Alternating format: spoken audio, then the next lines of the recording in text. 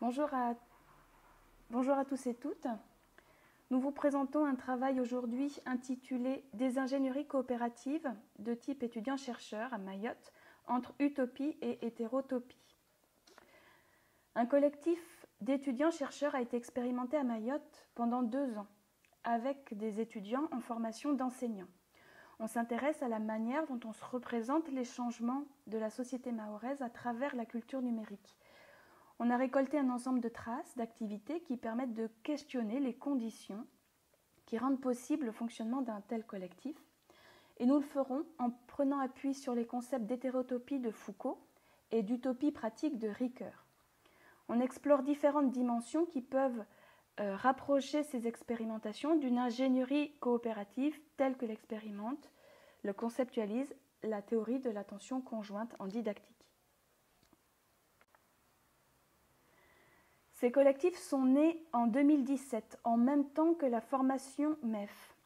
On a eu 2 saisons de collectifs. La première saison qui a fait émerger des questionnements au sein d'un groupe, je cite, « Un jeune qui manipule une tablette dans son banga, c'est emblématique de cette transition à Mayotte. » Et des besoins ont été énoncés, je cite, « Je ne suis pas très calée en informatique, en réalité c'est un petit peu pour mes billes à moi. » Ce collectif de la saison 1, qu'on appelle saison 1, a été rythmé cette année par la méthodologie de travail. On a créé un questionnaire entre étudiants et chercheurs et qu'on a analysé avec la volonté de faire en sorte qu'on participe à des projets de communication scientifique. Un colloque nommé TISMED, Technologie de l'information-communication dans l'éducation et dans les mondes du Sud et du Nord, et un colloque nommé VSI, vers une société inclusive. On vous reparlera après de ces colloques.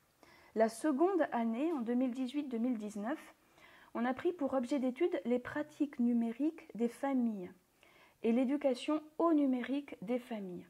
Ce terme générique s'est élaboré progressivement à la suite d'une proposition par les chercheurs pour nous questionner sur la manière dont les usages du numérique se développent à Mayotte.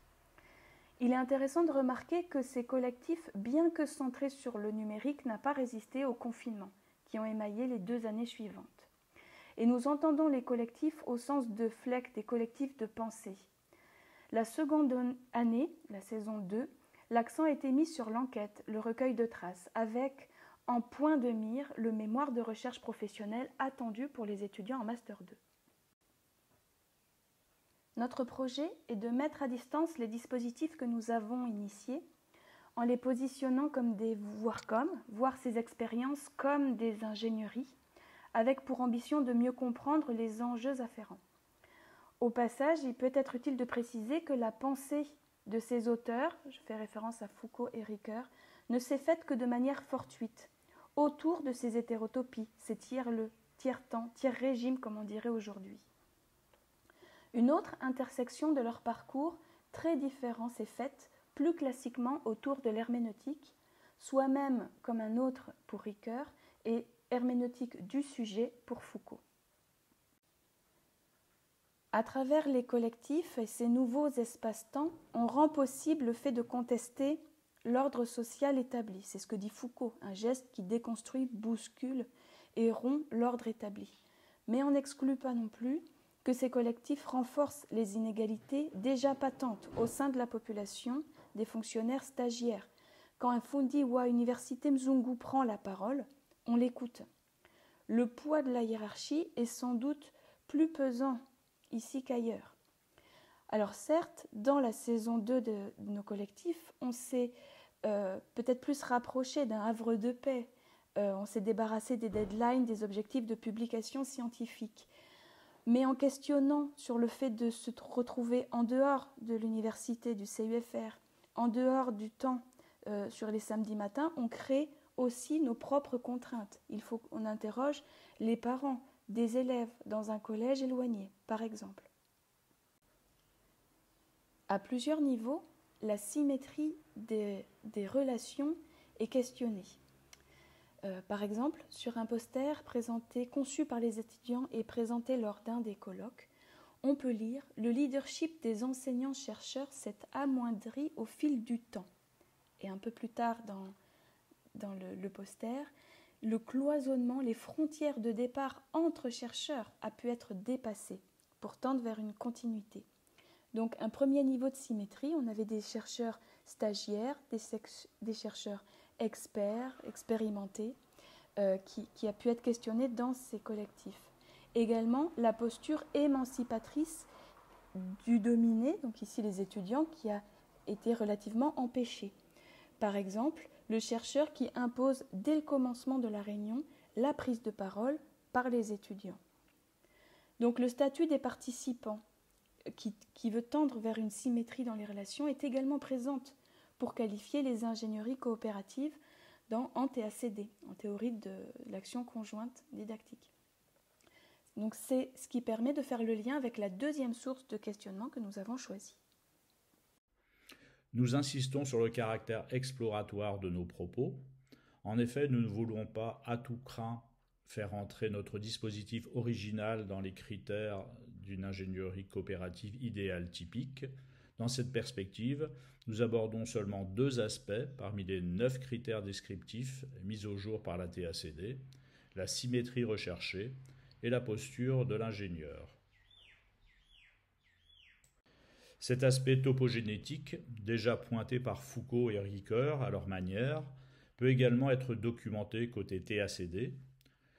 Lors de la constitution du questionnaire en saison 1, la parole est en priorité donnée aux étudiants. D'ailleurs, c'est leur proximité avec la population étudiée, les autres étudiants, qui a été un des motifs de la création de ce premier collectif, à propos du choix du vocabulaire à employer, par exemple. Cependant, dans la structuration et les objectifs de ces collectifs, la place des enseignants-chercheurs est souvent prépondérante. Ce déséquilibre est moins flagrant en saison 2 où certains étudiants se sont pleinement appropriés le dispositif. Au-delà des difficultés que l'on vient d'évoquer concernant la posture verticale, ce qui permet au collectif de prendre forme, c'est bien le fait que ces étudiants sont en formation longue d'enseignants pendant 2 ans en tant que fonctionnaires stagiaires. Notre propension à épargner les étudiants est d'ailleurs à interroger du point de vue du réalisme. Ils ont effectivement un programme chargé, surtout en Master 2, mais il s'agit également d'une difficulté à lâcher prise sur certains aspects organisationnels. Foucault et Ricoeur ne disent absolument rien sur la manière de faire advenir en vrai ces hétérotopies. C'est pourtant à cela que nous nous sommes employés dans ce projet.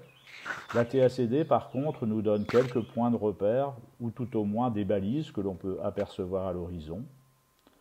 Nos collectifs, qui ne disposent ni de temps ni de stabilité, permettent en quelque sorte de tester la solidité épistémologique des ingénieries coopératives. Et à Mayotte, le fait que ces collectifs puissent exister représente déjà un enjeu non négligeable.